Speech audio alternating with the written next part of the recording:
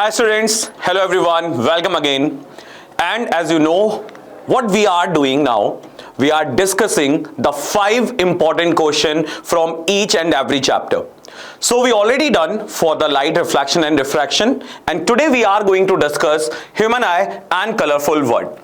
So 5 important question human eye and colourful word जो आपके board point of view से important है, उनको आज हम डिस्कस करने वाले हैं. एंड इस वीडियो के बाद अगर आपको कहीं पे कोई भी डाउट हो रहा है, you can definitely ask your doubt in the comment section. Let's start it quickly. So the first question here, a person is suffering from both myopia and hypermetropia. First question, it is asking from this statement, what kind of lens can correct this defect? And second, how are these lenses prepared?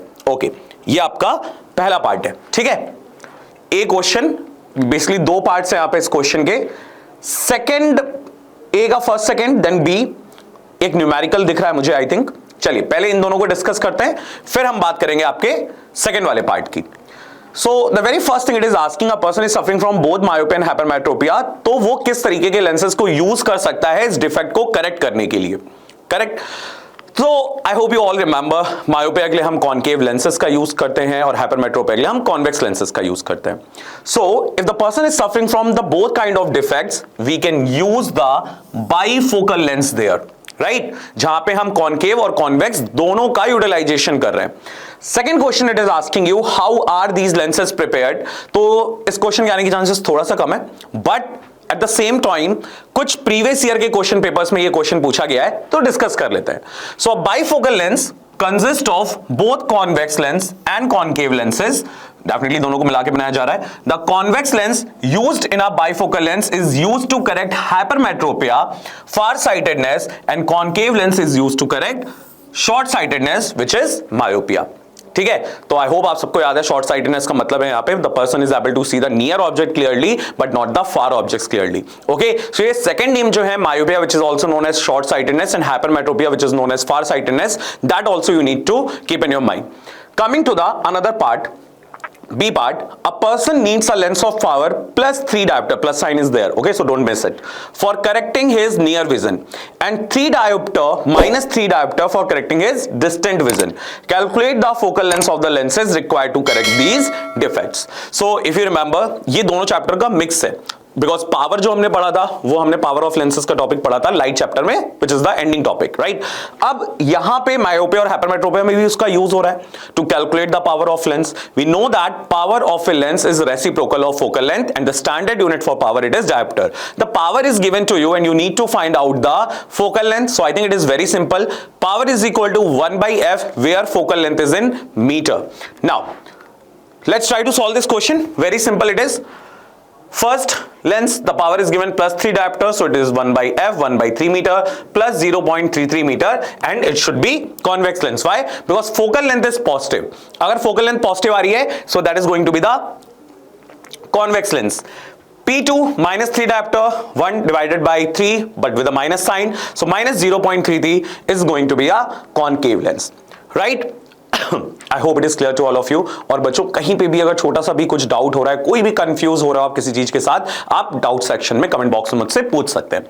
The next question here, right the function of each of the following parts of human eye, cornea, iris, crystalline lens and ciliary muscles. ये question आने की possibility बहुत ज्यादा है, because एक छोटे से question में वो आपसे 4 चीजों के बारे में जान ले रहा है और आपको इसके पार्ट्स लिखने हैं. अब अगर आप ये मान लीजिए ये 2 मार्क्स का क्वेश्चन है, ठीक है, तो बहुत ज्यादा नहीं लिखना आपको सबके बारे में, बस इंपॉर्टेंट पॉइंट्स आपको लिख देने हैं, बहुत ज्यादा डिस्क्राइब करने की जरूरत वहां पे नहीं है.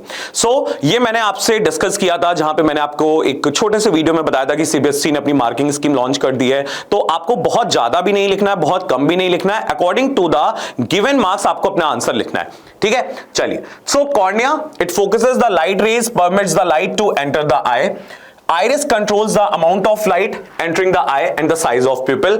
Iris का वर्क बहुत इंपॉर्टेंट है, ठीक है, तो कंफ्यूज नहीं होना है यहाँ पे. And iris also decide the color of the eye. Crystalline lens converges the light rays at retina.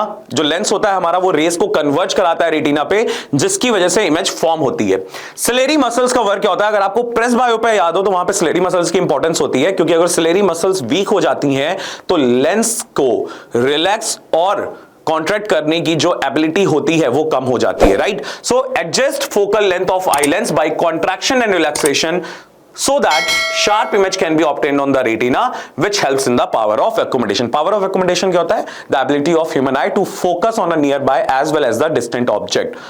Near point for the distant vision 25 centimeter. Far point for a healthy human eye, that is infinity. Coming to the next question, which is important here. What is presbyopia? State its cause. How is it corrected? B part, why does the sun appear reddish early in the morning? बिल्कुल different है, ए और B में कोई भी relation नहीं है. Explain with the help of A label diagram. Diagram हम already discuss कर चुके हैं. जल्दी से दोनों पार्ट्स का आंसर को डिस्कस करते हैं. प्रेसबायोपिया तो अभी हमने डिस्कस कर लिया. When a person is unable to see the near by as well as the far objects clearly, that is something which is presbyopia and usually ये देखा जाता है जैसे ही लोग थोड़ा सा एजिंग होने लगती है, 35 प्लस 40 प्लस होते हैं, तो उनकी सिलेरी मसल्स वीक हो जाती हैं. that is a cause of it. So gradual weakening of the ciliary muscles, diminishing flexibility of the eye lens is the reason for presbyopia. अब दोनों ऑब्जेक्ट्स को नहीं देख पा रहा है, so definitely यहां पे हम किसका यूज करेंगे? We are going to use bifocal lenses there. Second part आपका यहां पे पूछ रहा था, B part, why does the sun appear reddish in the early morning or in the early evening also it is reddish and orange in a color? So why it is happening students? अब देखिए इसका बहुत simple सा answer है बच्चों. तो यहां पे क्या होता है कि जो सन होता है मॉर्निंग और इवनिंग के टाइम पे, that is just near the horizon, right? और सन से जो रेज अर्थ तक आ रही है वो इस टाइम पे सबसे ज्यादा डिस्टेंस ट्रैवल कर रही है, एंड वो कलर्स जिनकी वेवलेंथ कम है वो सारे कलर्स स्कैटर हो जाएंगे. We all know that VIBGYOR. And from violet to red, that is a increasing order of wavelength, correct? So violet की जो wavelength होती है सबसे कम, indigo, then blue, then green, then yellow, and orange और red की सबसे ज्यादा wavelength होती है. इस वजह से ही आपके जो डेंजर सिग्नल्स होते हैं वो रेड कलर से शो किए जाते हैं, बिकॉज इसकी वेवलेंथ ज्यादा और हम दूर से इसको देख पाते हैं. तो सन से अर्थ तक आते आते मॉर्निंग और इवनिंग के टाइम में ये सारी कलर्स जो हैं वो स्कैटर हो जाते हैं, एक्सपेक्टिंग ऑरेंज एंड रेड. सो इस वजह से इवनिंग के टाइम पे हमको जो सन का कलर है वो ऑरेंज रेड कलर का दिखता है. Due to the scattering of blue light, light of the shorter wavelengths, light of longer wavelengths, red component of light reaches our eyes. This gives reddish appearance of the sun. What happens to a beam of white light when it gets refracted through a glass prism? Which color deviates the most and the least after the refraction through a prism? What is likely to happen if a second identical prism is placed in an inverted position with respect to the first prism? Justify your answer. अब मैंने आपको ये चीज और बताई थी जब मैंने आपको मार्किंग स्कीम के बारे में डिस्कस किया था. ये वर्ड्स बहुत इंपॉर्टेंट हैं. Justify, explain, give reason, and according to that आपको आंसर अपना फ्रेम करना होता है. तो बच्चों हमको सबको पता है अगर एक व्हाइट लाइट जो है वो ग्लास प्रिज्म से रिफ्रैक्ट होगी, so it refract through the different angles, causing a splitting of white light into 7 constituent colors. अब ये सारे कलर्स जो हैं वो डिफरेंट एंगल्स के साथ डेविएट होते हैं, जिसकी वजह से हमको ये सातों कलर दिखते हैं अलग अलग when white light passes through the prism. ठीक है, आफ्टर रिफ्रैक्शन. कॉम्बिनेशन स्पेक्ट्रम होता है यहाँ पे VIBGYOR. This give rise to the formation of the color spectrum. Violet color deviates the most and red deviates the minimum. Because red की wavelength ज्यादा है तो red सबसे कम deviate होता है और सबसे ज्यादा deviation जिसमें देखने को मिलता है वो है violet color. अब आप एक प्रिज्म के बगल में दूसरा आइडेंटिकल प्रिज्म रख रहे हो बट इन्वर्टेड रख रहे हो, तो ये जो 7 कलर्स आपको मिले ये वापस से रिकम्बाइन हो जाएंगे and we'll get the white color back. So when a second identical prism is placed in an inverted position with respect to the first prism, a beam of white light emerges from the other side of the second prism. This second prism recombines all the 7 colors to give the white color of light, and this is the reason because they ask you justify the answer. The last question which is important here in this chapter, what is scattering of light? Explain the color of scattered light depends on the size of the scattering particle. So सबसे पहली बात हो गई scattering क्या होता है. So scattering, direction of ray of light change when it collides with the particles of comparable size. अब इसका क्या मतलब है? तो बच्चों अगर आपको याद हो हम लोग 2 क्वेश्चन डिस्कस करते हैं इस चैप्टर में, डेफिनेटली वो दोनों भी इंपॉर्टेंट है. Why the sky is blue in a colour and why the cloud is white in a colour. So sky blue colour का इसलिए होता है क्योंकि स्काई जैसे एटमॉस्फेयर में लाइट एंटर करती है तो डस्ट पार्टिकल प्रेजेंट हैं.